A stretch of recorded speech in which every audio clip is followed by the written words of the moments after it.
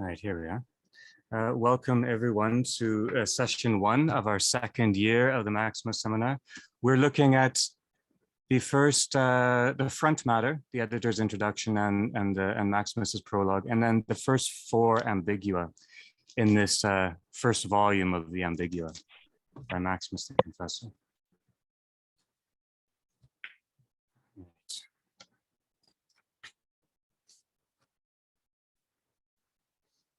Now, in the background, the kind of broad issues, perhaps here. Discernment is one of them. I want to keep returning to that, and then we might get into this today, but it might have to wait a little bit. But the movements in the words as and of, as is an aesthetic move, and of is an apophatic move. But it's hard to address them directly, so we'll circle around a little bit. Now, overall, in this large work, the Ambigua, Maximos is referring to difficult passages, mostly in one of the Holy Fathers, Gregory of Nazianzus, but also in others, or occasionally touching on Scripture. So he's tackling thorny issues, and his responses demand our concentration and our own engagement, because they clarify, but they clarify in the sense that Aletheia clarifies. They clarify in a way that we need to go further into it. The introduction is very good. I'm not going to dwell on it, but it's very good. Father Nicholas Costas, the translator and editor, is very good. He points out that there are both themes and movements in this work, both themes and movements. Themes we've seen before. The themes here are the logos, obedience, unity or integrity, and simplicity. Those are the 4 that I'm going to keep coming back to. Logos, obedience, unity or integrity, and simplicity. But these themes are addressed through his concentration on or study of movements. So this is about ideas, but it's also about form. It's also about drawing near together to what is real, the things that ideas are meant to name. So there's both theme and movement, which we shall look at, which also means, in a way, there's both thesis and aphorism. A thesis, hearkening back to our seminar last year, means to place a thought. It's a placement, to place a thought. And an aphorism is the thinking which is gathered within the horizon of a thought, all right? Aphorism gathered from the horizon. So there's both idea and movement, or theme and movement, and thesis and aphorism. We're going to be talking or dwelling mostly with movement and aphorism. There's also the question of the composition of the work on the whole and its integrity. So we're going to talk about composition a bit too. Composition comes from the root componere, which means put together. This means how things are put together.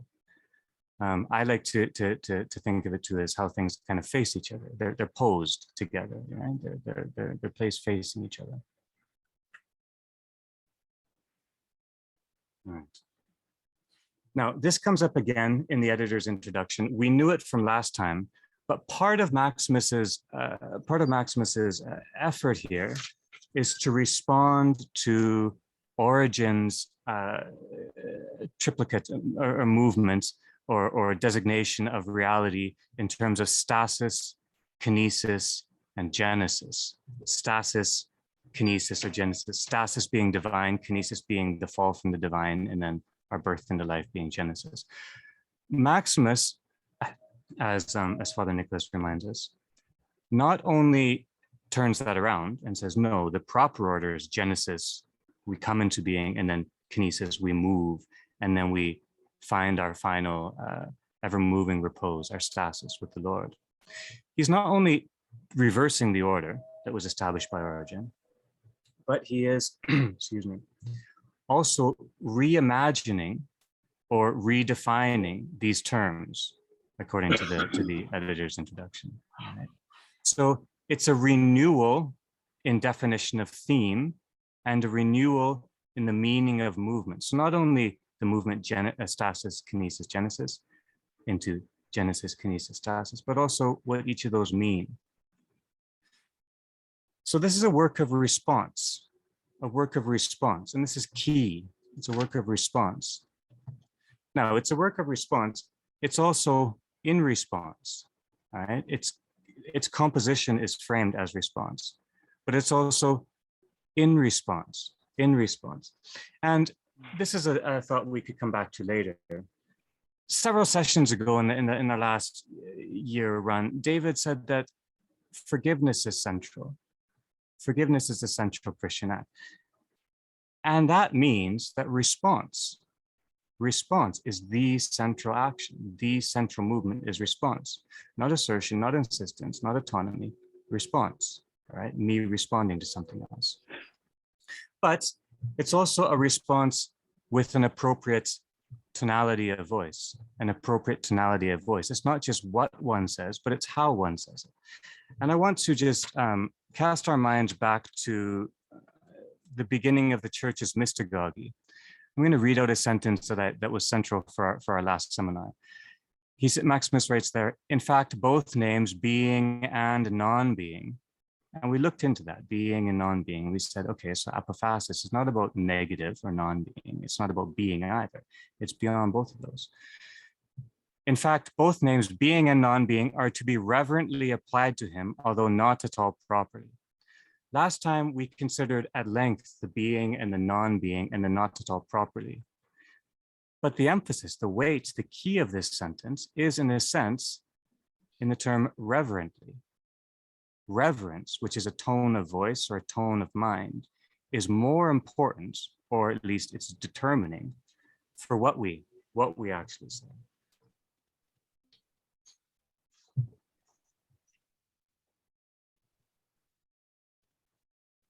And as we're plumbing the movements depicted here and sounding the integrity that Maximus tries to depict, we realize that we are responding too.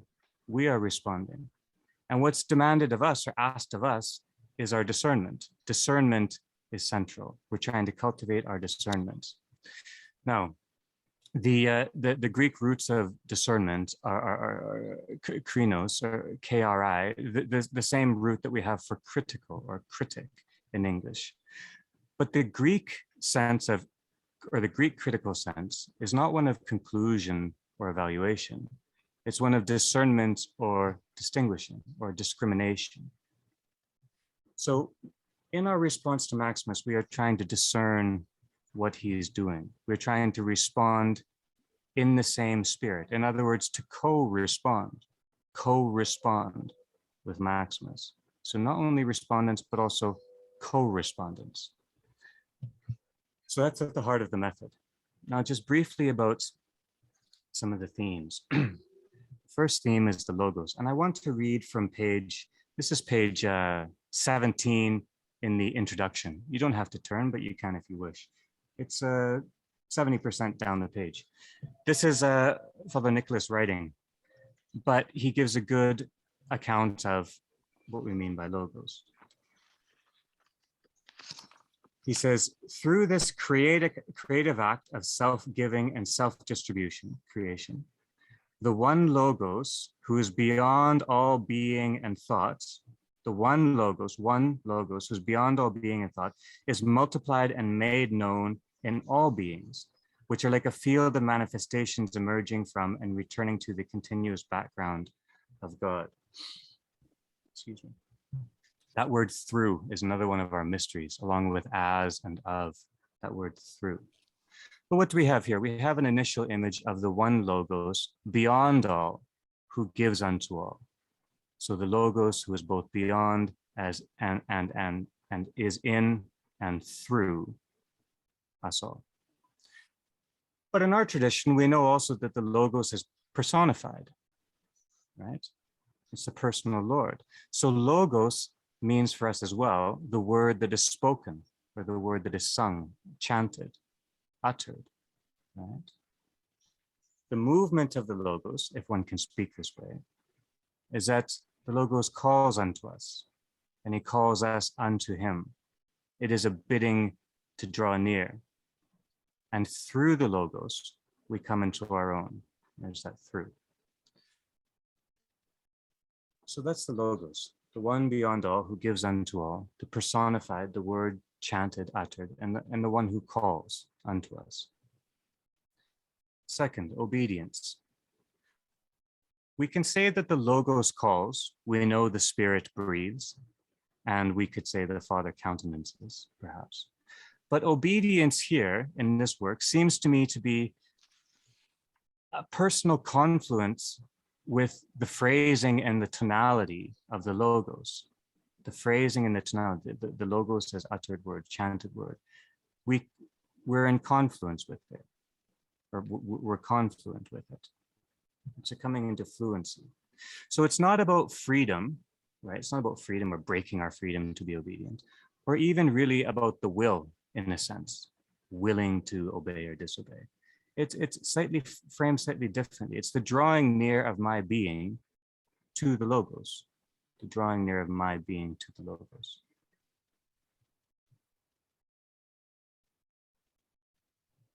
In other words, our end is to be as one in Christ, as one in Christ. This is unity, this is integrity. And this is also the as that I mentioned before, to be as one in Christ. Now, the matter of unity is a matter only where where things are potentially composite. You don't speak of unity where there's not the threat of, or the suggestion or the gift of composite. But integrity doesn't depend on composite. Integrity means the well-being of all parts and belonging together. Right. So the integrity of Christ, when we speak of it, there's not that much of an issue there. The unity of Christ, given his composite nature, assumed composite nature, is a little bit thorny. But Christ is integral and Christ is simple. Right? So simplicity as theme. We went into this at some length a bit ago, and it was not exactly easy to come to a definition. So I have a bunch of similes. So the simple as holy, the simple as holy. We can think of the simple as the holy.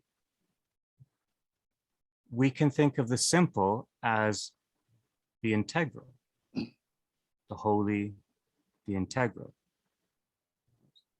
Or hearkening back to language that Goa, you spoke about beautifully several sessions ago, we can think of simplicity as virginal, right? As virginal. Virginal, what does virginal mean? It means ripe for relation, right? Ready, at ease with relation, but not in need of relation. Not in need of relation. So the simple is not needy. The simple as movements would be unconcerned. To be simple is to be unconcerned, or unassuming, non-insistent, right? These are the movements, or rather the lack of movements of simplicity. Unconcerned, unassuming, non-insistent. In other words, the simple, and I think this is Goa's point from a few sessions ago, the simple is as presence, somehow.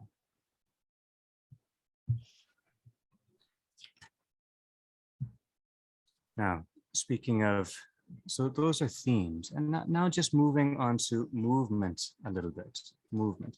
And first, movement itself.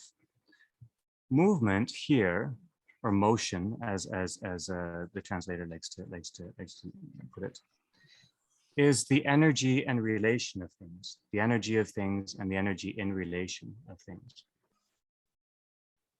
The energy of things and energy in relation of things. Energy are currents of vitality or life, right?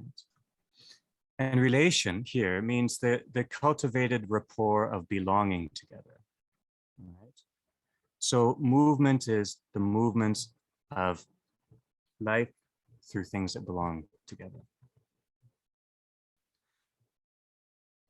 But we know that movement is not just movement per se. It also involves tonality, right? A tonality.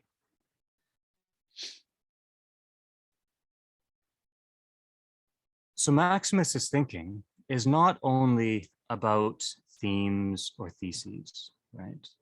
Not only about, they're there, but not only about that. It's not only even about movement and aphorism, although he also does that brilliantly. But it's also about tone. It's also about tone of voice, that reverence, that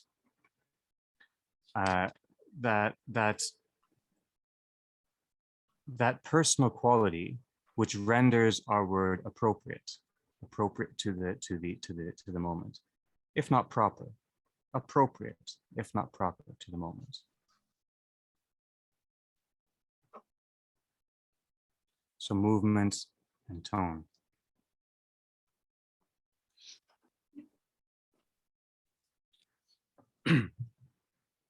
And then composition. To ask about composition in Maximus's work is to ask, what is drawn near? What is drawn near in his work? What is brought into relation? What is drawn near? What is brought into relation? And how is it done? What is drawn near? What is brought into relation? And how is it done? How is it done? What energy and what relation does Maximus give us here? And if we think of tone of voice for a moment, Maximus frames this, as he frames much of his work, as a kind of echo of personal dialogue, of what he's learned from an old man, an elder. This is both a figure, likely historical figure that Maximus knew, but it also is an image of the logos embodied, the voice made personal, right? The voice of the elder has the scope of an aphorism.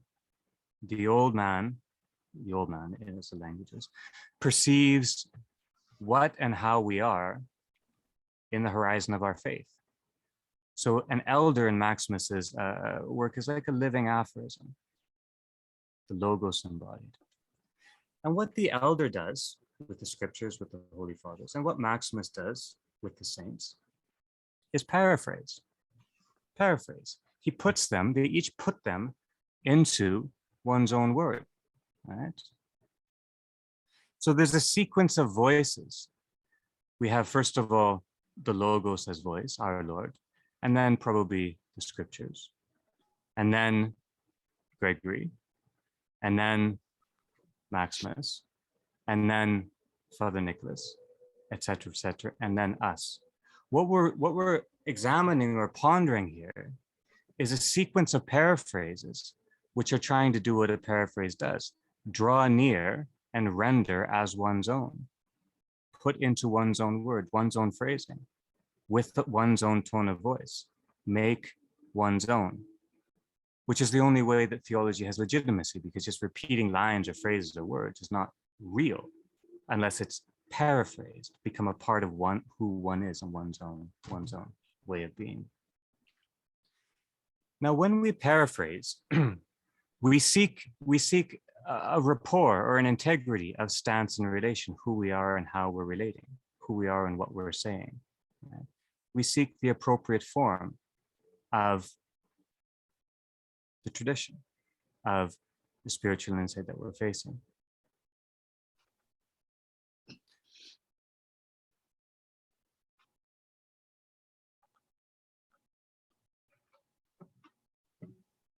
Now, appropriate form, we not only need to seek the appropriate form of our own voice and way, i.e., we need to seek the authority of an integral stance. We want to assume an integral stance, the appropriate form to be. But appropriate form is also movement, all right? Just as paraphrasing is movement.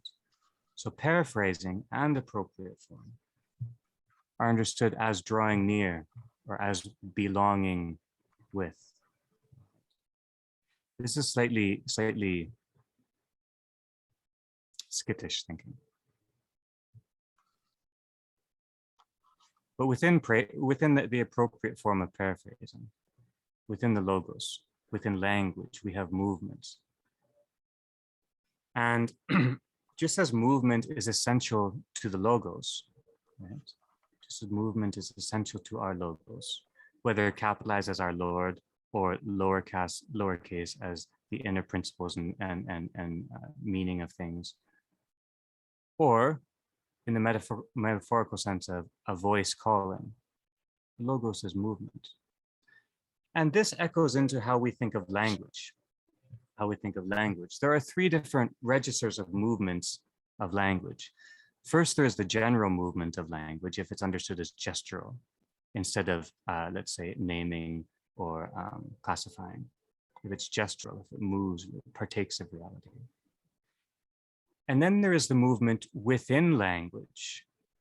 And this is the movement within a word, even within a compound or composite word. Right? Or back to that word composite, there's movement within that.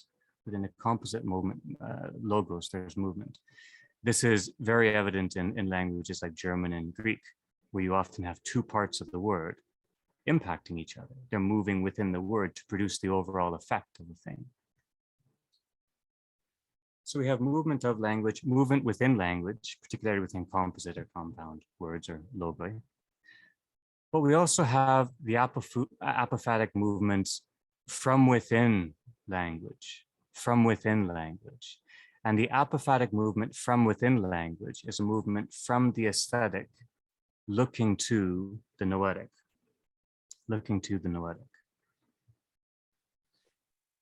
So apophasis, briefly.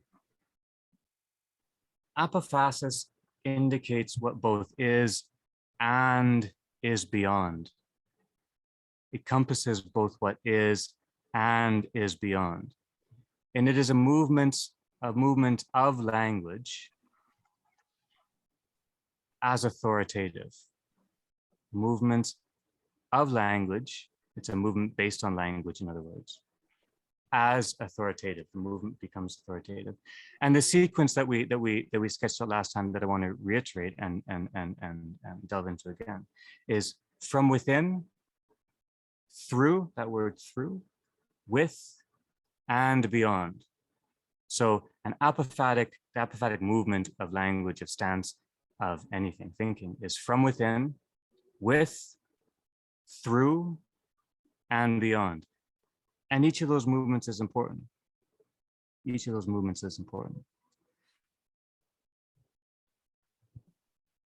And although they seem in sequence, from within, with, through, and beyond, in a sense, they partake of a stasis that is higher. Because the apophatic stance, apophatic language does not leave behind recognizable reality, the concrete world.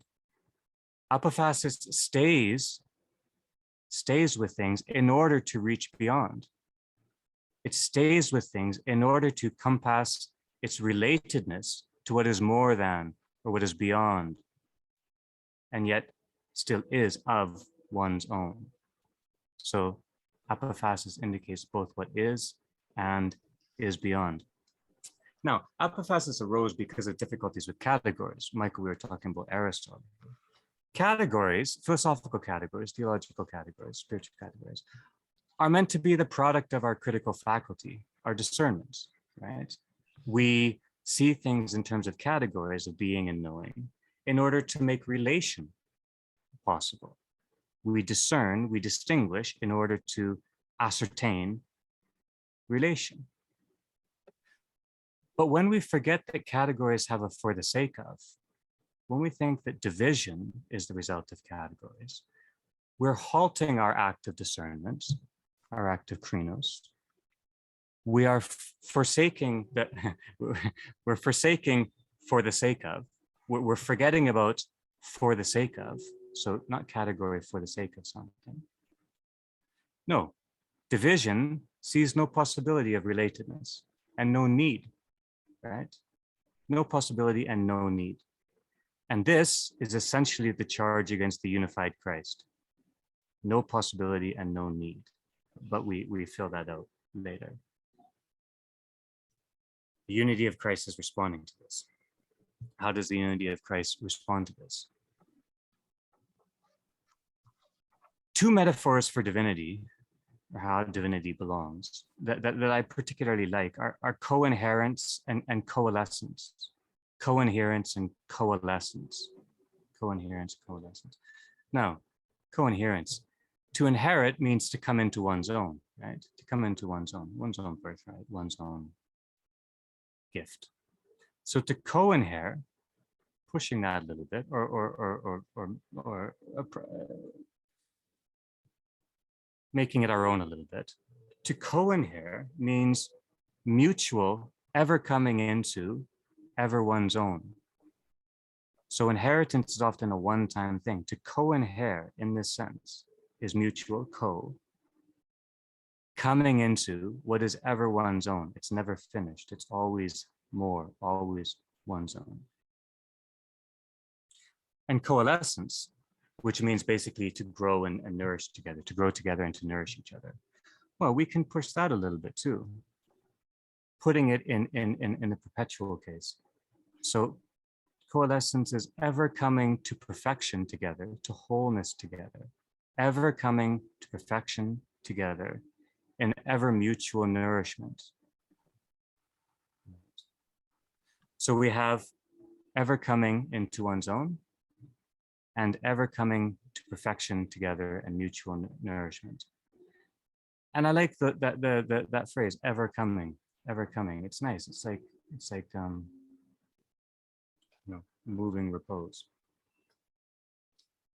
The unity of Christ, back to the thread, the unity of Christ is expressed in his hypostases. This is language which we will get into in the text today. Hypostases. Hypostases means, technically, it means something like sediment. Hypo, under, and stasis, standing. Literally means sediment. But it can mean, the Archbishop, and I forget if you use this, Goa, but the Archbishop before used to talk about how the grounds in the coffee would concentrate into a kind of area. The whole thing's the coffee, but this is the sediment. I talked about the wine. You're making wine. It settles to the bottom. That was the evening conversation. Yeah. Yeah. So we can also think, okay, settling and sediment sound too much like inertia, but it's a good image. But so we stay with that image. We could say that which is the concentration. Yeah. Or put in personified terms, the countenance of the whole. The countenance. So the hypostasis is like the countenance of Christ.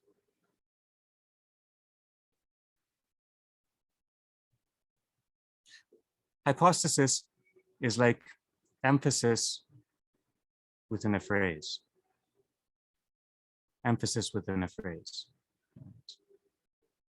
Or a tone in an utterance. That's what hypostasis is pointing to. The whole is there, the whole phrase is there, but there's an emphasis. There's something which leads.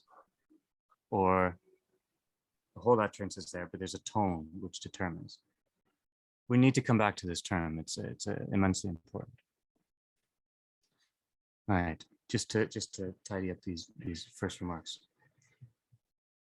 All of these are matters of form in some sense that we've been talking about. All of these are matters of form. Form in Greek is tropos, and we know that we saw last time, although we didn't delve into it very much, that a key distinction, an essential distinction for Maximus is between logos and tropos. Logos and tropos. John Zizioulas, a great contemporary theologian, has begun to explore this. Andrew Louth, who wrote the book on Maximus that we looked at first, has pointed to this as a way forward for creative engagement with theology. He didn't know Zizioulas already did it, but so tropos and logos. Tropos and logos. Form, though, and just bear with me because this is I think this is good, but it's hard. Form is an aesthetic question, all right? So the logos, our Lord, right? Tropos form. Form is an aesthetic question. And it's our whole compass. Our whole compass. All that we can talk about or address is what has been given form. We are even contemplating the logos become form. That's the mystery of Christ. The logos become form. The logos conjoined with the tropos. But our way in is through what is formed. Now, the logos became form for us. Christ's self-emptying, let's say, his self-emptying, his taking on of alien form, to use language and that we'll get to one of the Ambigua. What is this self-emptying? Christ emptied himself of what is beyond form. He emptied himself of what is beyond form. And in assuming form, appropriated form, made it his own. Christ emptied himself of what is beyond form, and in assuming form, he appropriated form, made it his own. And thus, to draw near or to approach him, we also empty and go beyond our own aesthetic stance. In apophasis, that's the apophatic movement, from within, through, with, and beyond. From within, through, with, and beyond. We come back to this in one of the readings. So just let that hold for now. Now, the self-emptying of Christ and our strive towards Christ is often phrased by Maximus in terms of degree. He says, to the degree possible, or to the degree granted by our struggle or by the grace of God. So there's a sense of measure for measure in this account of the spiritual life. There's a sense of measure for measure, or mutuality, right? Or to go back to how we began, co-responding, responding in mutuality, which we can also phrase in terms of synergy. Synergy is co-responding, synergy in relation. And if we think of peace, we might seek it through the synergy of co-responding in kind and measure for the sake of belonging together in well-being. That's a fair definition, I think. So this co-responding, this synergy, is seeking what is ultimate, was the ultimate spiritual gift. And in this co-responding, in this synergy, in this peace, right, we become the image of our God, the image of our God. And there's that word of, again, this is an apophatic movement.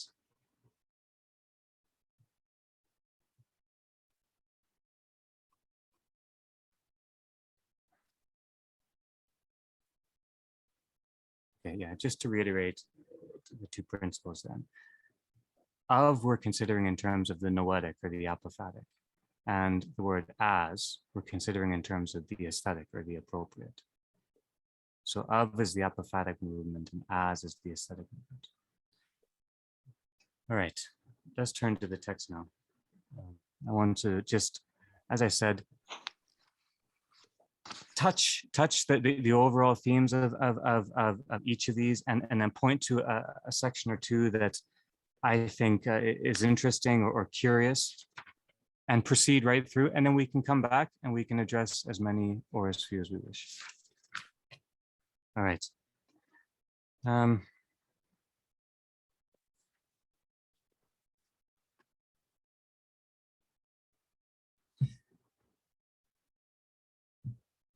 I'm not gonna read it out now, but one might like to go back to page 18 of the introduction and read that main paragraph there. It's superb. It's really superb.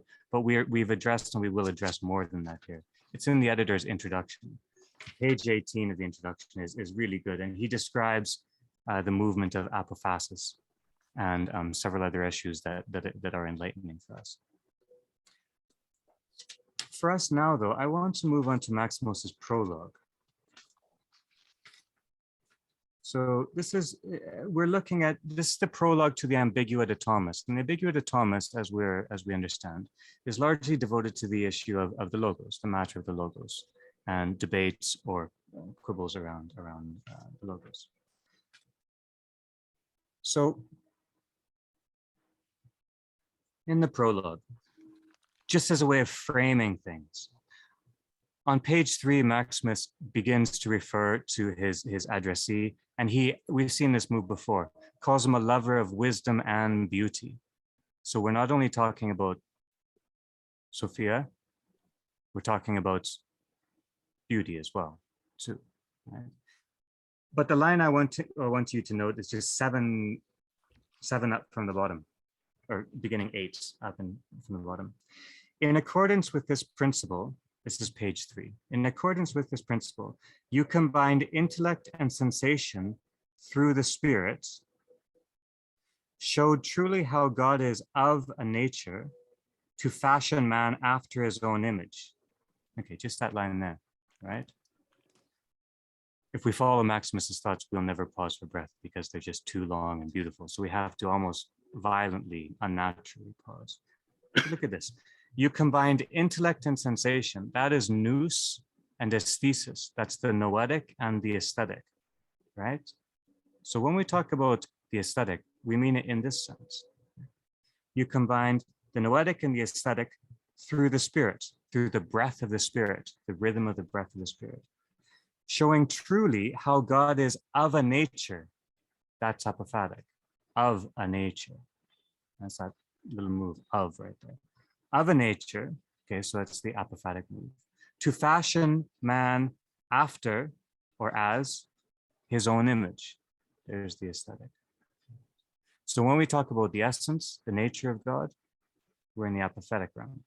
When we talk about creation or icons, or let's say what we call poorly the movements of God, what is apprehensible to us, we're in the aesthetic realm. All right. And then on page 7, this is just very brief. Page 7, about 4 or 5 lines up from the bottom. Maximus returns to the main 2 things needed to do work like this. Reverent thoughts, there's our word reverence, and suitable speech. Reverent thoughts and suitable speech. Reverent thoughts, i.e., for the sake of the one who is our very own, right? Our thoughts must be for the sake of the logos. And suitable speech. This is appropriate phrasing of being, appropriate emphasis, appropriate forming of our thinking. This is the aesthetic bit. So that's the second thing I want to note there. Sometimes we'll touch themes, sometimes we won't.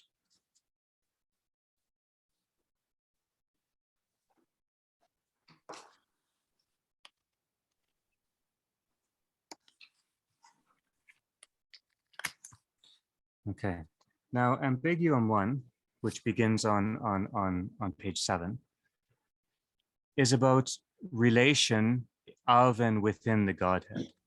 Relation of and within the Godhead. And I'm not going to examine the wording right now. All right, it's a particular argument, and we can come back to it. I want to turn to page 11, where Maximus defends his focus on movement and the very fact or the very event of speaking about relation of and within the Godhead, right? So page 11, this is a kind of apophatic apologia for kinesis, for movement. It's the last paragraph of Ambiguum 1. If finally, having heard the word movements, you wondered how the Godhead, which is beyond infinity, is said to move, understand that movements is something that happens to us and not to the Godhead. For first we are illumined by the principle of its being, after which we are enlightened regarding the mode of its subsistence. For the fact of being is always grasped before the manner of being. Thus the movement of God is the knowledge, through illumination, of its existence and how it subsists, manifested to those who are able to receive it. Well, we have that suggestion of to the degree possible, those who are able to foresee it, or rather to receive it. This is the movement of truth, the movement of aletheia, bringing to light, drawing to presence. And you see the sequences, logos and then tropos. First, we are illumined by the principle of its being, its logos. After which, we are enlightened regarding the mode of its subsistence, tropos. The first is an aesthetic question of noesis. The second is an aesthetic, noetic, and then the second is an aesthetic question, a question of perception or aesthesis.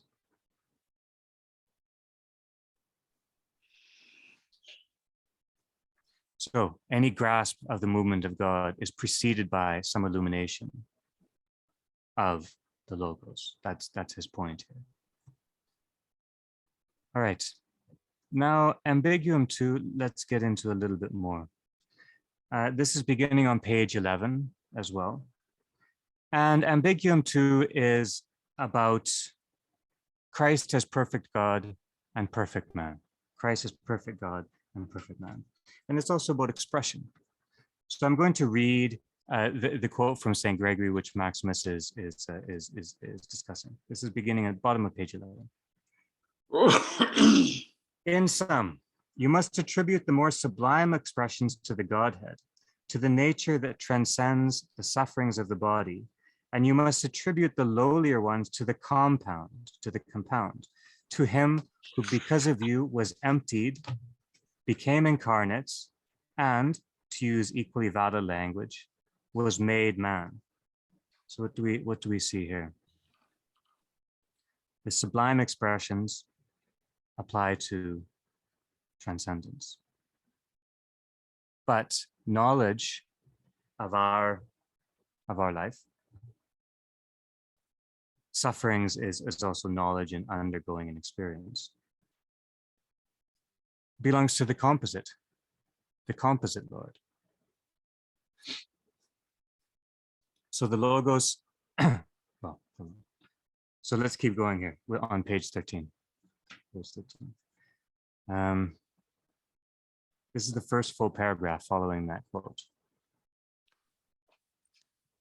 The word of God is whole, complete essence, for he is God, and he is whole, undiminished hypostasis, for he is the Son. Having emptied himself, he became the seed of his own flesh, and being thus compounded by means of his ineffable conception, he became the hypostasis of the flesh that he assumed, right? The countenance of the flesh that he assumed. In this new mystery, he truly and without change became whole man, being himself the hypostasis of two natures, uncreated and created, impassible and passible. For he accepted without exception all the attributes of human nature, of which, as we have said, he was the hypostasis. So just a few notes here. I'm just going to read these passages and then note, and then we can come back. First, the Logos is both perfect essence and perfect hypostasis, perfect presence. Both perfect essence and perfect presence. And then we note too that conception and community and so on arise from being compounded, composite. So our being with the Lord only occurs after Christ empties himself of what is beyond form. All right. And then in the second half, without change, since form is aesthetic, i.e. a matter of our perception, And since God has not been given form, all aesthetic language must be apophatic in essence. So without change is an apophatic expression removing from within, through, with, and beyond that. We're not actually describing negatively or positively the logos. Change does not apply to the logos at all, positively or negatively. All right. In the last paragraph on 13, the beginning paragraph, I just want to note that he links essence and simple and hypostasis and composite there on page, lines 4, 5, and 6. So essence and simple and hypostasis and composite are there. Composite is one of our mysteries here that we're getting to.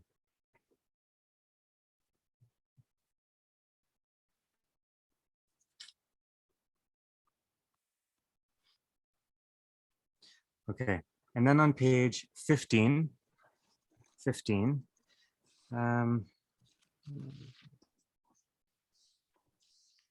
see, it's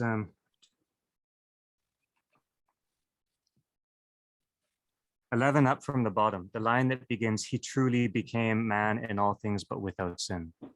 He truly became man in all things, but without sin. You see that? So he truly became man in all things, but without sin, of which absolutely no principle was sown in his nature. But he did not become man without the energy that is proper to human nature. This is the key part.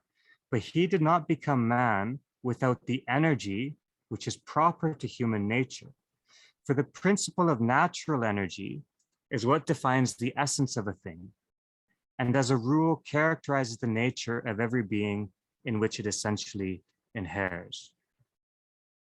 He did not become man without the energy which is proper to human nature. For the principle of human nature is what defines the essence of a thing, and as a rule characterizes the nature of every being in which it essentially inheres.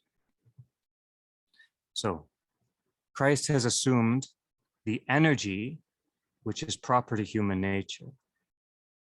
And Maximus says, the logos of energia, the principle of energy, is what defines the essence of a thing. Now, this is a question which is wide open and certainly not answered here by me. If the logos, if the logos of energia is what defines the essence of a thing, if energy defines the essence, then what does that do within our tradition to the distinction between the essence and the energies of God? The essence and the energies of God. This is casting our eyes several centuries beyond Maximus, although from his horizon, to Gregory Palamas, who talks about the essence and energies of God. If energy defines the essence of a thing, what does that do to our comprehension of the essence and the energies of God? All right, moving on. Just a couple more minutes. Now, Ambiguum 3, which is starting on page 17, Ambiguum 3, is about the undiminished divinity of the Son in human unity. The undiminished divinity of the Son in human unity. I'm going to read this and then we'll look at just 3 brief passages and then we'll go on. This is page 17. Follow along. He whom you now treat with contempt, was once transcendent even over you. He who is now human was incomposite. He remained what he was. What he was not, he assumed. In the beginning, he was. Let's read that again. He who is now human was incomposite. He remained what he was. What he was not, he assumed. In the beginning, he was, and he was without cause. For what is the cause of God? Cause of God. But later, he came into being for a cause, namely for your salvation, of you who insults, him and despise his Godhead for that very reason, because he deigned to take on your thick corporeality, consorting with the flesh through the medium of the intellect, through, and God on earth became man, for it, i.e. the flesh, was blended with God, and he became one, because the stronger predominated. So I might be made God to the same extent that he was made man. That's St. Gregory. Now, we immediately note, even in St. Gregory's passage, the complete transcendence of time observed by our Lord is and was. There are words to try to perceive. The pre-incarnate Logos doesn't know that. One phrase I want to note at the bottom of this page, 5 lines up. He who is now human was incomposite and simple, both in his nature and hypostasis. That line, simple, both in his nature and his hypostases, casting back to hypostasis. So just note that line. And then on the bottom of 19, I just want to note this. I don't want to dwell on it. This is why a tone of voice is important, and this is why paraphrase is important. Maximus says here, as for the words, so that I might be made God to the same extent that he was made man, Maximus says, they are not mine to utter. They're not his own. He won't put them in his own voice. He won't paraphrase them. That would be irreverent. So it's an example of what he means by this. And also a demonstration of the fire with which we're dealing here. I also don't want to touch that. Okay, one last note here on 21, page 21. This is the complement to the thought earlier. It's the last 6 lines.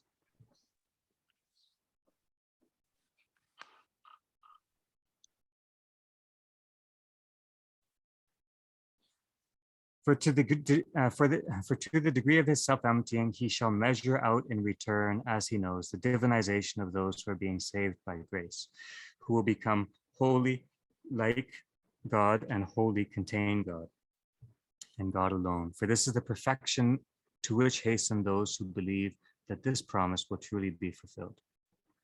Well, to the degree that Christ has emptied himself of what is beyond this, and yet remained his own, to condescend to us, we must empty ourselves and yet remain our own to ascend to us. Right? We're not leaving our own behind. This is not a rejection of anything. All right. Just hold that thought for a minute.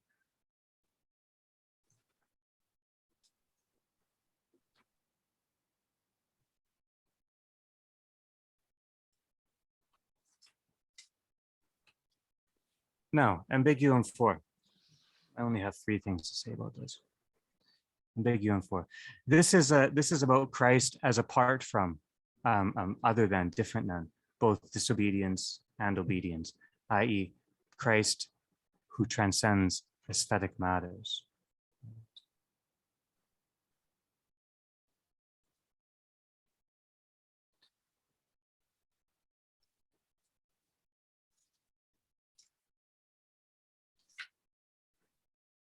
Page 21.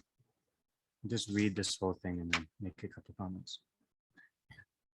As the Word, he was neither obedient nor disobedient, for those terms apply to those under the authority of others, and those inferior in rank. The former, obedience, pertaining to the willingly compliant, and the latter, disobedience, to those deserving of punishment. But as, there's as, the aesthetic, as the form of a slave, he comes down to the same level as his fellow slaves and servants, and he receives an alien form. He assumes an alien form, bearing the whole of me in himself, along with all that is mine, so that he may consume within himself the meaner elements,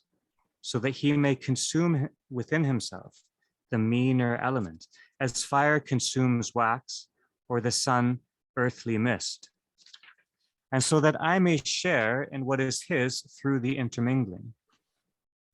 For this reason, he honors obedience by his actions and experiences it by suffering.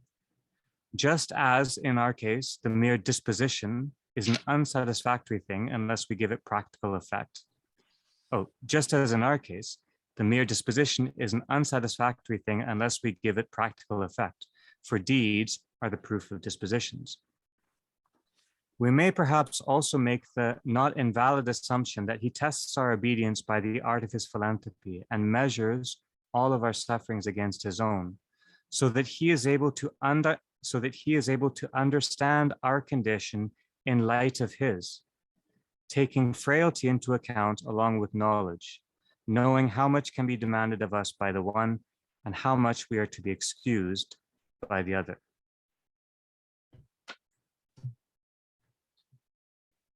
Now, I mean, there's so much beauty just in that little passage itself. The whole of me is in him, maybe of him. Disobedience is related to the unnatural disposition of the world, of the will, i.e., a direction not our own. I want to look at page 27 to 29, please. This is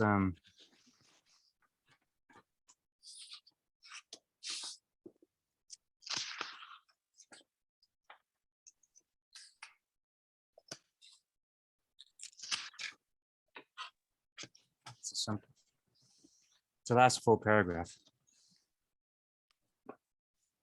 It is precisely for this reason that he does the things of the slave in a lordly manner. That is, he does the things of the flesh as God, showing forth his impassible and naturally sovereign power by means of the flesh, a power which through his passion destroyed corruptibility, and which through his death, that apophatic movement, created life indestructible.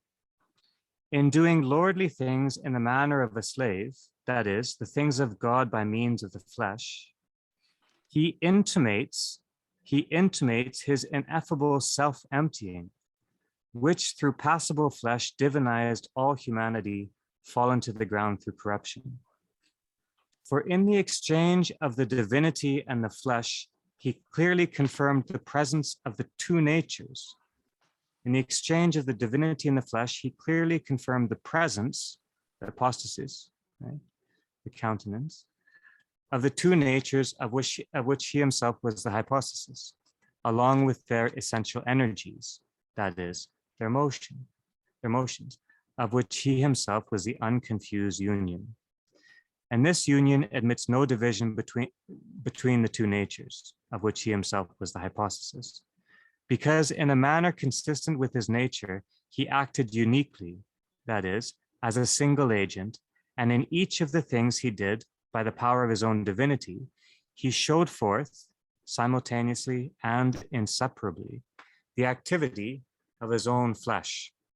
In each of the things he did by the power of his own divinity, he showed forth simultaneously and inseparably the activity of his own flesh.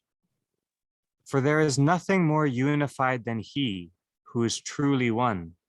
And apart from him, there is nothing more completely unifying or preserving of what is properly his own.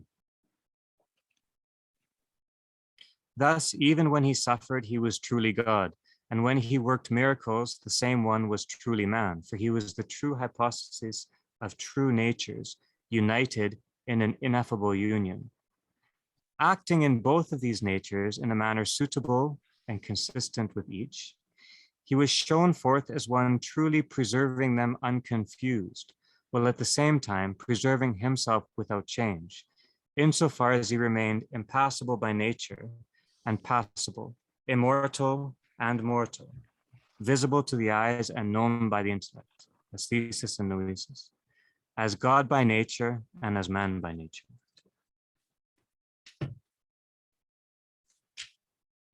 At the bottom of page 27, from that phrase, he intimates. He's talking here about Christ's sovereignty. Christ's sovereignty.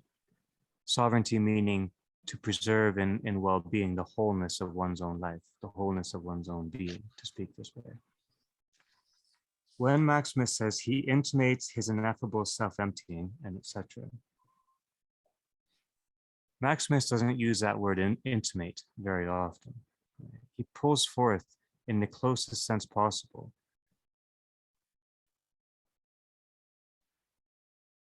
what? His self-emptying. Christ empties himself of all that is beyond communion with humanity. He empties himself of all that is beyond communion with humanity, as in our own self-emptying. We empty ourselves of all that is inadequate or inappropriate to communion with divinity. It's an emptying for the other, not a removal of self. Each stays its own, and the unity is preserved and integrity is preserved.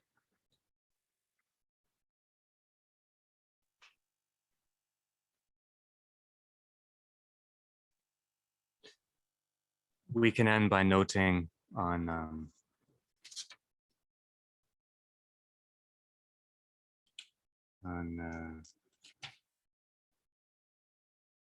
oh, I lost it here.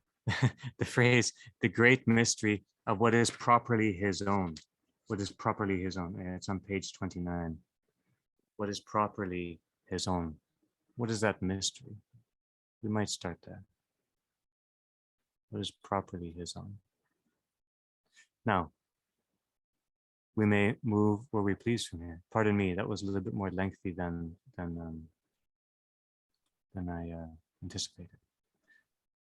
But these things have to be worked through.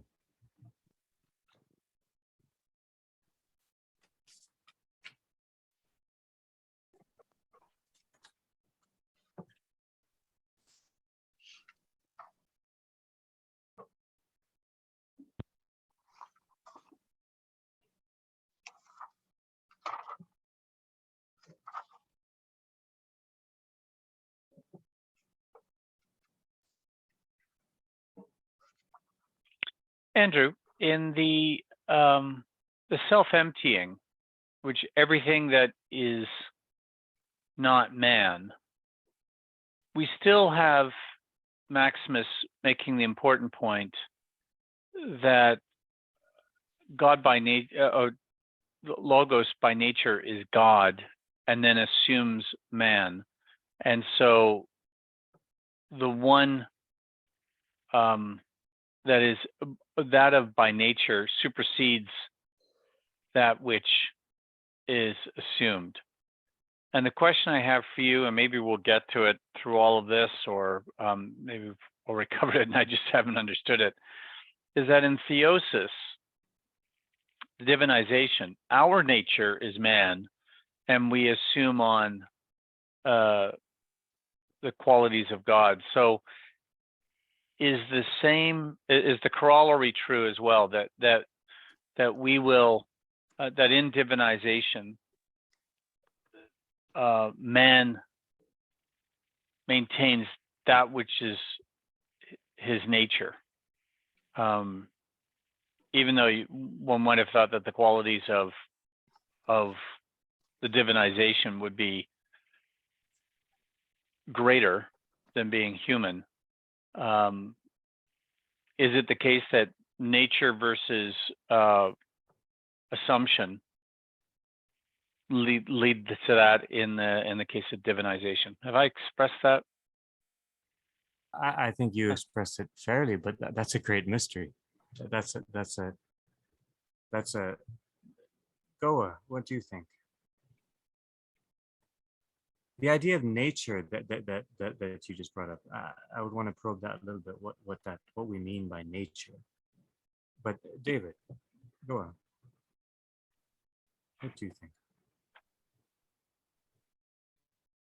I don't think that theosis changes human nature. Right. It's my sense.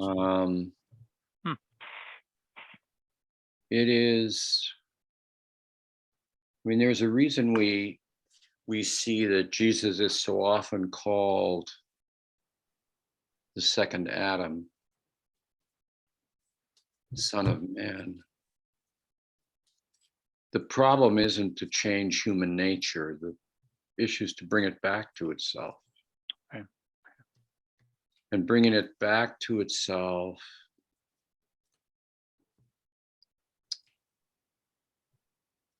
requires the emptying, our emptying of our presumptions about who we are. Our letting go.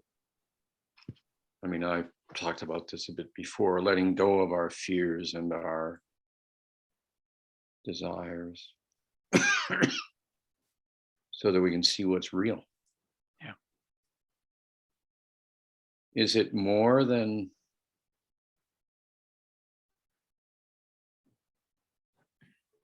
that? If it is, I don't understand it. Thanks. And David, what you're talking about there, to be able to see more clearly what is, that's what Maximus draws out of the aesthetic, out of perception. Would you say that again, a little louder? Pardon me. When you were saying to see what is, to see what is real, right? To see what is there. That is what Maximus calls the aesthetic or perception. It's a matter of clarity of vision, in a sense, right? Yeah. So then,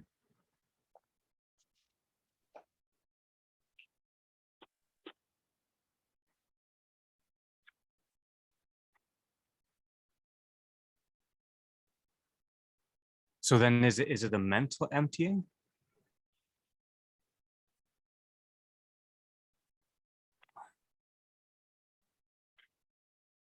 These things aren't confined as if they're abstract just to the mind. I understand that. Perception is through the whole person though too, not just Yeah. the mind. I mean, it's the whole being is perceiving.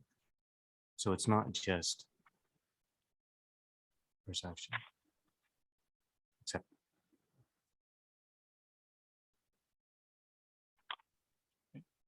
what intrigued me about this, pardon me, David, were you going to? Well, it's not, I mean, I was just thinking, lingering over that a little bit. Is it mental? I mean, it certainly involves your ideas. It involves your habits of feeling. I also think not sure how to put this.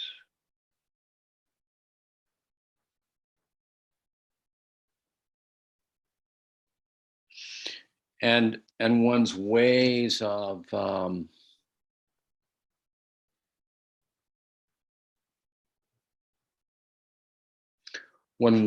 shaping relationships,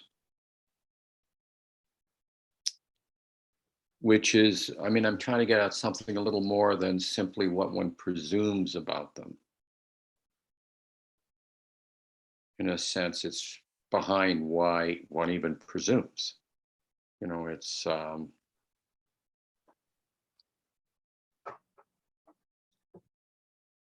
that presumed ground.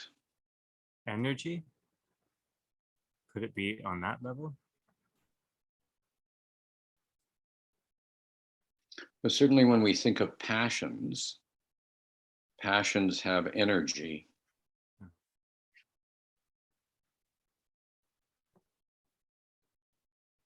What do we mean when we talk about purification of these things? We're not talking about them not existing.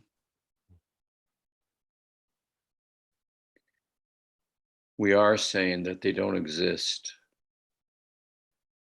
through the prism of the suffering.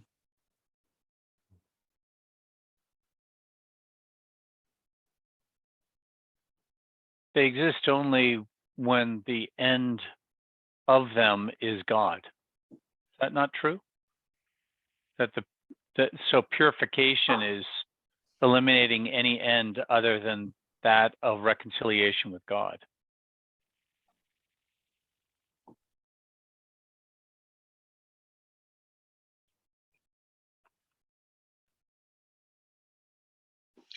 I'm always a little careful, David, of, giving too much to God in these talks. Yeah. But say a little more about that. Walk around that a little bit more. What are you really hinting at when you talk about God in that sense? Everything but God. Well, I was trying to draw on the writing that we read, the reading here, where we were. It was that the ultimate purpose is reconciliation with God, and that the virtuous life, for the purpose of the virtuous life is because the virtues, the essence of the virtues, are rooted in God, and so the virtuous life will lead us to it, and our ultimate purpose is reconciliation in God. I think that was in the introduction that we were doing. So that's where I was just trying to draw on that the passions at their best are those where the purpose ultimately are that reconciliation to God, and in that sense, getting at that relationship that you were talking about. I think about our relational proclivity, the orientation towards the good of the other and the good, and so that's what I'd like you to just think about a little bit more. When you say reconciliation with God, what happens in that to the other? What happens in that to creation? What happens to that in our own self, and the way in which we and others and all of creation are a part of it? So when we say reconciliation, I mean, I'm just querying a simple thing. I mean, there's a habit of thinking that reconciliation with God is somehow denatured or somehow other than creation, other than relationships, other than all those relationships in our life. So when you I would have thought that reconciliation was the ultimate purpose of creation, so I wouldn't have ever denuded it. Great. Yeah. Okay. That's all I'm. Yeah. Can I jump in quickly? Speak of that. I just want to ask David Jennings a question, which is, in what sense is reconciliation in God different from theosis, as you used it earlier, when you were querying about that kind of the dynamic between God self-emptying and then us self-emptying? In what sense? So I hope that, maybe return to the original question. In what sense is reconciliation in God different from theosis? Well, I don't know if you watched them carefully enough to know that I'm exactly the wrong person to be asking this question to, but I'll give it a shot. I would think that for me, reconciliation to God is, as I said, a posture, a relational posture. That is, to whom do I want to be reconciled? To whom am I going to have that relationship? When I think of divinization, and I am, as I say, the least adequate of this group to talk about it, but I would have thought that divinization was the process by which that actually occurred. But the impetus and the desire, I would think would be, for me, would be reconciliation, not that I become like God in that sense. Becoming like God is the manner by which I can have a fully effective reconciliation. But we were reconciled to God in many ways in our sin, whereas the theosis that occurs is that salvific healing over time that makes it. So that was how I would see it, but maybe wrong. The sense I get from Maximus is that he's, at least from my reading, is that he's making a bolder move. Like if we maybe in terms of addressing this, I just want to point to a part of the text, Ambigua 3 at the end. So on page 21.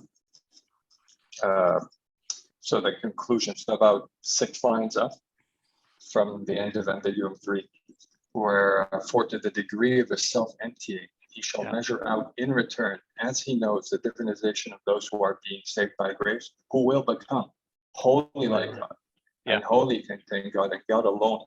For this is the perfection to which hasten those who believe that this promise will truly be fulfilled. Yeah. And I think that passage where Maximus says, I'm not going to utter those words, when he's referring to the word, I think in a way that kind of intimates, to use his word, intimates that he is making a bolder move, and he's being very careful and being extremely reverential, to echo Andrew's use of reverence throughout the tone. But my sense is that he is making that bolder move, and I'm actually very interested to know, maybe I'm going to push you a little bit, David Jennings, because I'm very interested to know, in what sense, why stop at reconciliation in God and not make the move to theosis? What's stopping us to make that bolder move?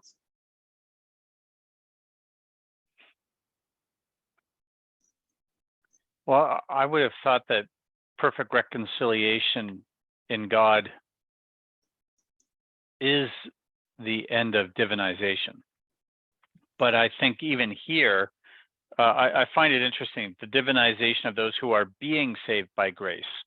It isn't an end point of it. It is the process, which is more, I guess that's kind of what I was getting at with reconciliation, is the posture to which I wish to point to whom and to whom I wish to be in relationship, and the purpose of that relationship, to be reconciled. But yeah, it is a bold move, isn't it? Yeah. Yeah. It might, sorry. I was going to say it might help to think of a radical contrast, which because there's I suppose there is a kind of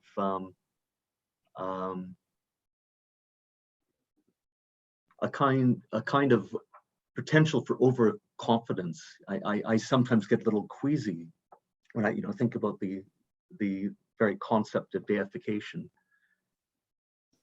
Insofar as I think that we're by nature, maybe by malformed nature, inherently sinful, and there's this an extraordinary contrast which is hard to think through, but we, I suppose, charged with thinking through the our Christ, who's completely human but free of sin. And we're human, and if we are in a process of deification, I suppose it's in many ways, in thought and action, a kind of effort of not even thinking sinfully, not releasing ourselves from a kind of inherent hamartia that seems to attend us. So even as we think, and I suppose this is the kind of chastening concept of an apophatic stance, to the extent that we take that seriously, that we can't help but to miss the mark as we think, because we tend to think in language. And so to the extent that we're emptying ourselves, and to refer back to what to Andrew's sense that emptying yourself is emptying yourself of form, we're mysteriously emptying ourselves of the only thing that we have to express thought, which is of course form. And so it's a very mysterious concept, and maybe that's why we should struggle with the concept. But there are relationships that I'll just sort of end with this. There are relationships that have a kind of paradigm representation when we take on board what I take to be the kind of core way that we could emulate, and understand what it means for Christ to have to be without sin, and that's to be someone who would emulate what is possible for us to emulate, I suppose, to love in such a pure way, to attend to our relationships in such a pure way that we can even have an attitude of union and trying to build up our that which is most other and alien and ugly and in a state of enmity to us. And we all know that that's living according to that message is almost impossible. But that's in a very practical moral sense, that would be what one way of trying to comprehend one aspect of deification. If it actually, to the extent that it manifests itself in this emptying that allows us to love the enemy. So it's not the only way. Could, I'm really interested in what the three of you are probing here. Can we, since I'm slow, could we, do you mind if I just read that whole passage beginning on page 19, that whole paragraph? Right, do so. As for the words, so that I might be made God to the same extent that he was made man. To the same extent that he was made man. They are not mine to utter, since I am stained by sin and utterly devoid of appetite for what is life in the true sense.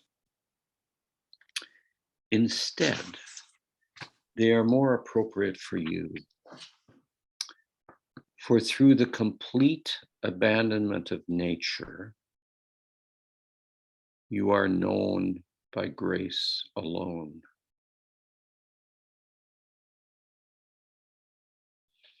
And you are destined to be glorified by its power to the same degree as he who is God by nature became flesh and shared in our weakness. For to the degree of his self-emptying, he shall measure out in return as he knows the divinization of those who are being saved by grace, who will become holy like God, and wholly contain God and God alone. For this is the perfection to which hasten those who believe that this promise will truly be fulfilled.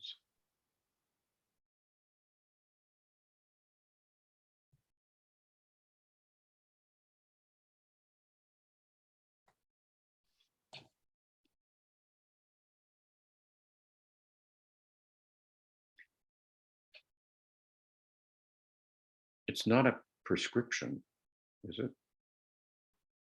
Isn't it a description? Qualified too. Pardon? Heavily qualified too.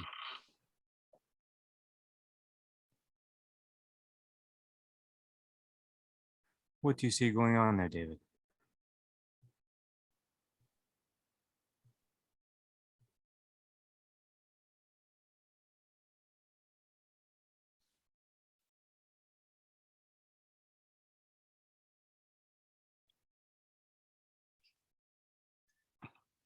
Well, I mean, he's saying that, and maybe I confused this with my earlier remarks and the way in which I was asking you to elaborate on this, David.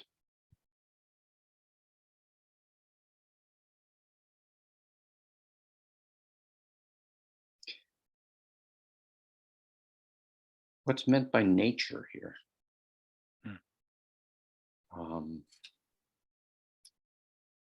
And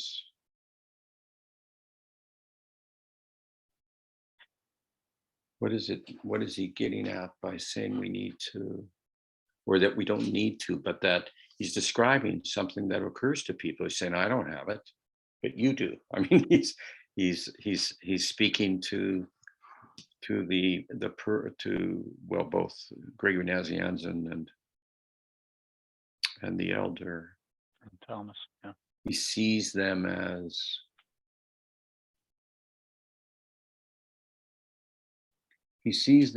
having, through God's grace, he sees that they came to a place where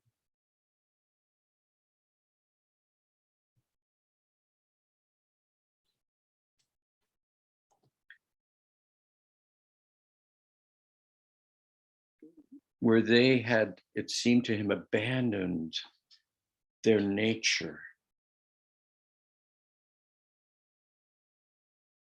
The abandonment of nature. You are known by grace alone.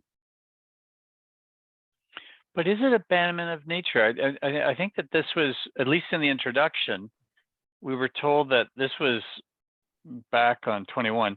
Maximus's refutation of Origen provided the a deeper, if more general, philosophical and theological foundation for refutation of the doctrine of one activity in Christ. The idea was that the rejection of a natural activity in the human nature of Christ was logically consistent with, if not actually rooted in, the Origenist notion that creaturely motion is inherently sinful. And this is where Maximos is going to argue against that. And I think we get some of it. He's talking about that going to be in the Ambigua to John, but I think we get some of it in page 25, where he speaks about having right about halfway through. Well, let's see, get it right. 1, 2, 3, 4, 5, 6, 7, 8, 9, 10 lines down, starting. He bears the totality of, I'm sorry, page 25. Thanks. 10. He bears the totality of human nature, including its natural, blameless passions, which he united to his own hypostasis. Then he speaks on having through them consumed the meaner element, right? So not our nature, but our meaner element that he's been talking about before, on which passibility was imposed on us. So it's not our nature, but it's been imposed on us in our sentence of condemnation. I mean, the law of sin, which arose from disobedience, whose power over us lies in the unnatural disposition of our will. So I think Maximus is really trying to avoid the argument of Christ taking on human nature, that somehow he is taking on this inherent sinfulness. Rather, no, it's not an essence of human nature that we are sinful. It is, we have these blameless passions, etc. What we have is the law of sin, which has been imposed on us. It is not of our nature. It is the result of this. So it's separate from our nature, so that we can, in our nature, through divinization, but also Christ can take on our nature without taking on sin. Am I missing all of that, or is that? No, That's good. I think you're right about that. Yeah.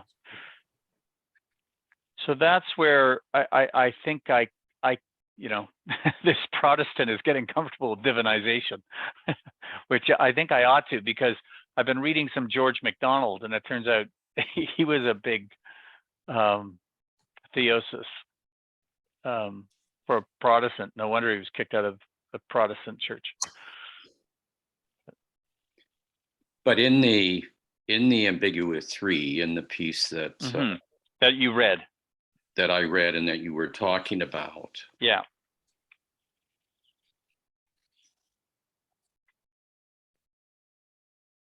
and he's quoting, and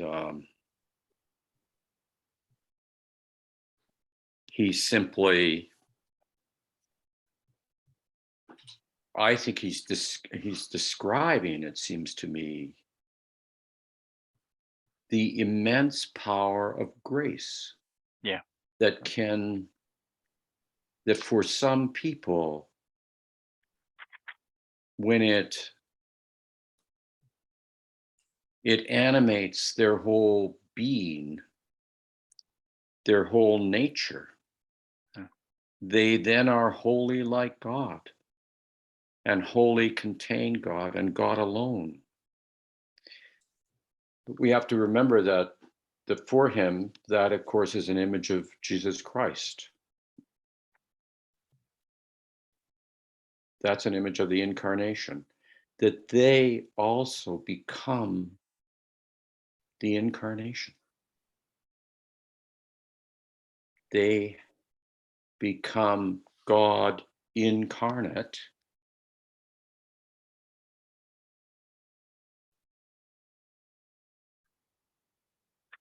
That's the gift. So that's a description of theosis.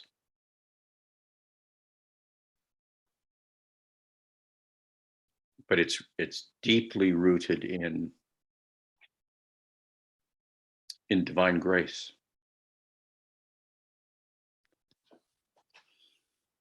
Would that entail an elimination? Go ahead. Would to the extent that theosis is, I can't say obtained, because then I'm resisting the idea of grace, but which I will maybe just slightly in a second, or ask for a qualification. But would theosis entail the elimination of obedience and disobedience? So we're told at one juncture, I think it's in, I can't remember, Ambigua 3 or 4, that obedience and disobedience doesn't apply to God. Yeah. And it doesn't so apply to the incarnation. deification amount to a kind of, I mean, perhaps obedience might be a kind of precondition for someone who's moving in the space where they might be touched by or moved by grace toward deification. But then do these concepts become inapplicable at that point? That's right. That's no longer the disposition. That's part of what is emptied. That's not part of communion with God. It's other than or lesser than. Your goodness, your obedience is not part of communion with God.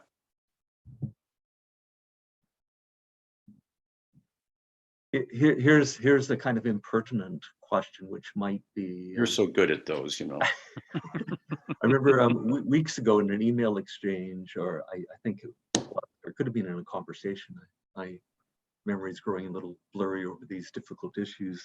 Andrew mentioned that obedience is more foundational than freedom, and I guess there's a sense in which I could talk with being someone who always, as you've seen from the past, I'm always kind of hearkening to the individual and freedom in some, hopefully some well-qualified sense. And so that kind of caught in my craw. So I'm kind of cleverly thinking of a way. So in a process of deification, if as everyone was suggesting, many of you were suggesting earlier, our nature isn't entirely obliterated or left behind. Presumably part of that nature is a proper form of agency. And because it seems otherwise, the concept of even, and I'm not thinking of a muscular agency, but a kind of capacity for responding to grace. Because otherwise, grace would be a kind of algorithmic manipulation as opposed to something that operates through a synergy. And synergy, it seems to me, presupposes a kind of proper agency, an agency that would be perhaps more close to responding and then eventually through deification co-responding, as opposed to some kind of radical atomistic individualism. Often I think freedom gets mischaracterized in that way. So anyway, so I was asking, I was kind of tempting a qualification. Does grace assume that it's grace for someone who's capable of, not just capable of receiving it, but as being created in such a way that Grace they can is put themselves in the position, possibly through suffering or struggle, to receive grace. It does, and it's, in other words, it's not something that's simply arbitrary. these movements seem to me to be questionable. Grace is the river of fire. Grace is not applied or is sought. It's the river of fire. It is there, and it warms or it burns, depending on. And sin is our straying. It's not the dirtying of our nature. It's our turning away. It's movement as well. Right? Nature, as David says, is not jettisoned. I don't think at all. It's healed, but if it's healed and it's reoriented. It's given a matanya. It's redirected towards. And obedience, I want to be clear. When I try to talk about this confluence with the phrasing and tonality of the divine voice, things like that, we can speak in more concrete terms. Obedience is not saying yes to someone who asks something of you, or following a precept when you don't want to. Obedience is to adopt a rhythm. I'll speak in monastic terms. And obedience is to adopt a rhythm that has been discerned as spiritually vivifying and edifying for you. And obedience is to accept wisdom from another. And obedience is to say, I might not know best here. I'm going to listen too. I'm going to respond. That's obedience on the deeper level. And that's the kind of obedience I meant is higher than freedom, because that's a responding to a greater than yourself. In the text, when he talks about obedience and disobedience, he often talks about it in the basest terms, kind of rebellion or acquiescence. Yeah, fair enough. I wasn't actually ascribing that kind of obedience the way Maximus describes it when he's after all commenting on Gregory's discussion of obedience. But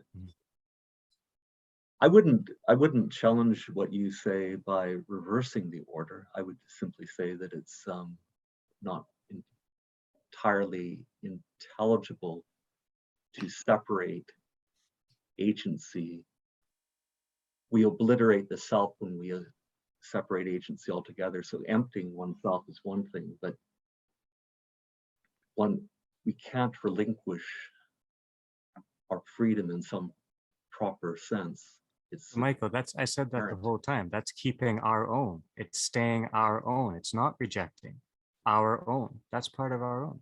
That's there. That's not challenged here or in the text. So then you couldn't talk about a hierarchy of obedience and freedom. They would be inextricably linked. With discernment and with peace of mind and with reverence and with a host of other things. Yeah. But those don't turn on each other. That's my point. Right. So there could be forms of freedom, in other words, that would be lower than obedience, but Uses maybe of freedom. Yeah. Misuse. And there are forms of obedience that are lower. I mean, yes, as Andrew's making the point, I mean, obedience to the SS officer is not the same as an obedience to a monastic rule, you know. that's a very vivid analogy. Aristotle, in his discussion of the unmoved mover, also uses this question of the freedom of the liberty of a free person versus the liberty of this is a little offensive, of slaves and animals, and suggesting that because they behave in random ways as opposed to according to principles, and we could substitute the word according to a kind of obedience in line with the kind of logos, that they're not exhibiting the same kind of freedom. And so that's what I had in mind. We can, so sounds like we're sort of on the same page here. Maybe maybe this is helpful, perhaps not. Zazoulis makes the point that when we're speaking about nature, we're speaking about our body. When we're speaking about personhood, we're speaking about something that is far more than just our body, far more than just our nature. And personhood only exists in communion. Where there's no communion, there's no personhood. So when in Maximus's quote here, wholly like God, and wholly contain God and God alone, for this is the perfection to which hasten those. I think he's talking not about something where you act because God doesn't act, and God isn't a being. God is in communion. And so deification here, theosis, is a descriptive word about communion, about being in communion. And it's saying that is the incarnation. That is what Jesus Christ is, the teacher and model and the revelation of. Person in communion. So in that sense, it isn't, will is important, no question. Obedience is important, all those things, but they're not the point. The point is the incarnation. The point is being in communion. And in a sense, that is the impetus of life. It's the and it's the end of life. It's its ultimate purpose, to become God. That is, to be in communion with the other. And the other that is a mystery beyond your nature. Does that make any sense? Well, yeah, no, it makes deep, forgive me for putting it this way, canonical sense, because Maximus is, of course, steeped in Greek philosophy. And Aristotle, this is a wonderful gloss, not just on Maximus and in the Orthodox tradition, but also on Aristotle, who makes precisely this argument, and he refuses to use the word action to describe the behavior of God, and he uses the term energeia, which sometimes is translated. This is why I'm a little hesitant to there's something left over. I have a certain reticence about this whole conversation, but sometimes energeia is translated as action. Sometimes it's not, and then there's a kind of a transactional action. There's another Greek word which I can't recall in the ethics that he uses in the metaphysics. There's one why I'm slightly reticent, and I sort of basically take all of this on holus bolus, but this will help to clarify things for me perhaps, is that I want to side more with the Hebraic notion of God than Aristotle's notion. And Aristotle has this famous argument that in the ethics, not sorry, I'm in book 12 of the metaphysics, in the book 10 of the ethics, where he says that when humans, the ultimate activity, or eudaimonia for humans, is ultimately an activity in accordance with the good. And what he means by that, he has this thought experiment: we should think of ourselves as drawing of that part of the divine in us, and therefore try to think how the God or the gods would behave. And he lists towards a single God later when he explicates this in the metaphysics, but in the ethics he says it would be absurd to think of us acting, the gods acting, certainly in transactional ways to obtain certain goods and what have you. And so he leaves it, and he says a fortiori it would be absurd to think of them acting creatively. And then he says, okay, what would the gods do? And then he imagines them involved in a kind of contemplative activity. And the Greek word that translates activity is energeia. And that sort of makes sense to me. The only qualification, and Aristotle, these are just brief lecture notes, so who knows what he was really saying, but the opening books of Genesis refer to a God that epitomizes creativity. And so the Aristotelian notion has always struck me as a kind of philosopher's God contemplating and only involved in contemplative activity, whereas the Hebraic God, at least at the beginning of Genesis, is a God that is radically creative, and it's breath. Yes, and now we don't want to use I guess the wrong word, action, but there is a kind of activity which is kind of like an action, but I don't want to stumble, have a verbal dispute here. So maybe and I don't have any Hebraic words to invoke. So anyway, so this is kind of more anti-Aristotelian in a sense. And I could be mischaracterizing Aristotle, I understand that. Because I think Aristotle should be talked into the notion that even contemplation is a creative exercise.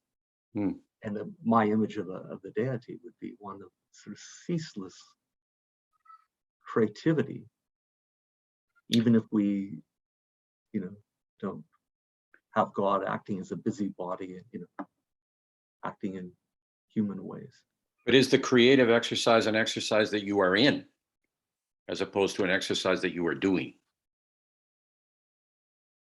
So the Hebraic notion. I guess the former would be more in keeping with the deity being, a subsuming reality in some sense. The breath of God. The breath of God gives life to the world. That shared breath. That's a pretty intimate relationship. Like as intimate as it can be. And it's not something you have.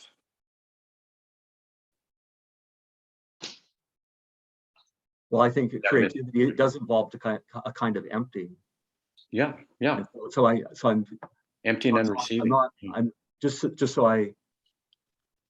Yeah. So I'm not trying to foist a creaky notion of, acting in a willful way outside of any. Well, for we humans, outside of any communion, that's for sure. I get a sense we're going to be talking a lot about this year. Yeah. This is just the first time. As we're told in the forward, at least, that this is Maximus will get into the science of divinization. We're going to have to learn a lot of this sort of stuff. Sometimes that guy speaks in, unfortunately, Latinate terms. In Aristotle, Michael, is energia ever translated energy? I mean, why act? Act is a Latinate. No, it's not. It's never translated. I don't think it's translated as action, because Aristotle is explicitly kind of contrasting action versus, and I think he means kind of a transactional kind of action versus. So usually the word is activity, not action, and it's contrasted with action. So the gods activity don't act, itself is but different. they are engaged in activity. But that's different than energy. There's an unfolding that's taking place. Yeah. There's an unfolding taking place. Where, yeah, I mean, if I was translating Aristotle, I guess it'd be a little impertinent, but it'd almost be intended, inclined to put an adjective in front of action and not get hung up on the word. But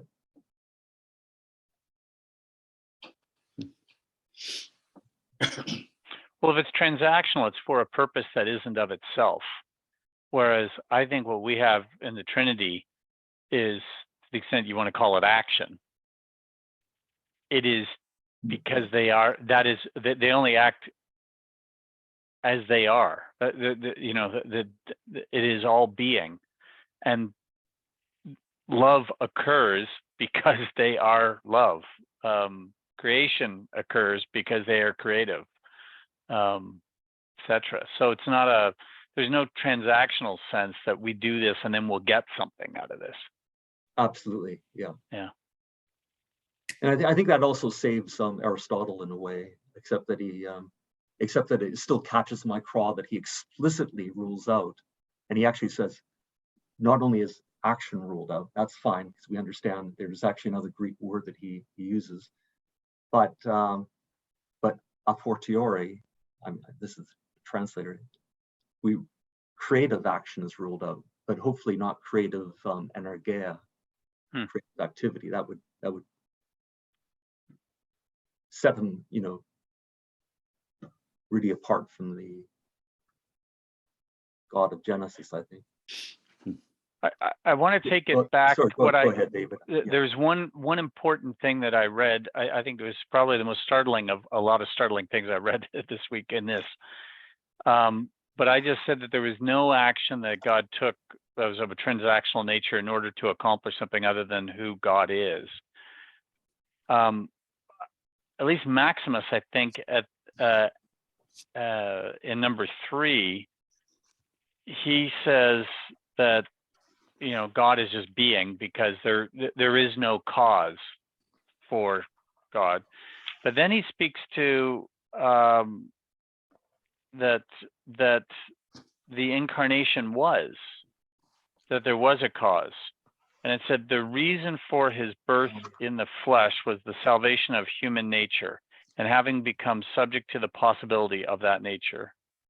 I think he was trying to make this distinction between the Trinity pre-incarnation and then why the incarnation. And so it speaks to a purpose of that. I actually found it quite interesting because the salvation of human nature, if that's his purpose, I would have thought, well, I mean, we'll have to unpack what salvation means, because I know it means something very different in the Orthodox tradition than some sort of transactional get out of jail card for Protestants at its worst. But I would have thought that Christ, you know, the old SCOTUS argument about would Christ, would the incarnation have happened if man had not sinned? And I think the answer, I would have thought, because of theosis, the answer would have been yes. And if that's the case, then the salvation of what Maximus must mean by the salvation of human nature must not be the issue of the narrowly of the eradication of sin or the triumph over sin or over death even, but rather the healing would be that ultimate reconciliation, that ultimate assumption with the Godhead, I think. But I meant Pretty good, David. That was well put. Very well. I don't know. Well, we can explore this in weeks to come, I guess. Yeah. I wanted to just come back to your comment earlier, David, because you use language which is so intriguing and I think so powerful and simple. Ahmed, I'm so glad that you brought up that passage, which you said strong, page 19 to 20. He's bold there. When he backs away initially, that's his stance. And then he slips into an almost standard rhetoric of praise, like one finds at the beginning of an epistle often. You know? Yeah. And then he accords a thought to God, not him, as he knows.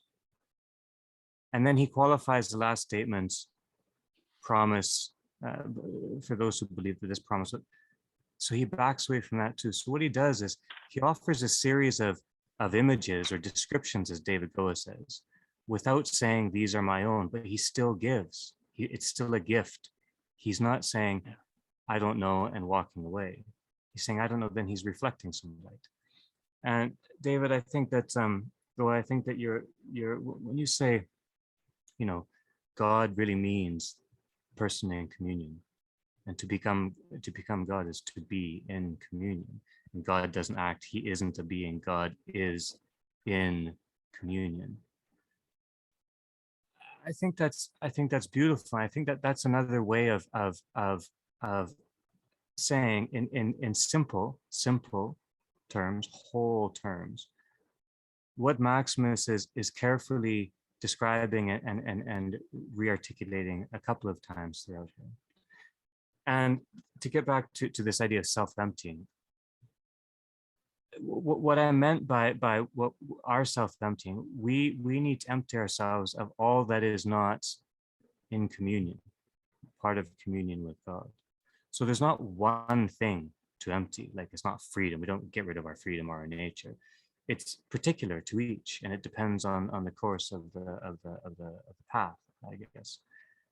But that's the emptying. It's all that is lesser than, not up to that encounter, whatever it is.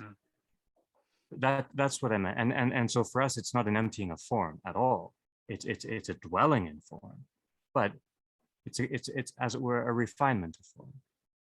But for the divine, for the Logos, who becomes tropos, who becomes form, it is a descension into form and an emptying of all that is beyond, i.e., not for us, too great than us.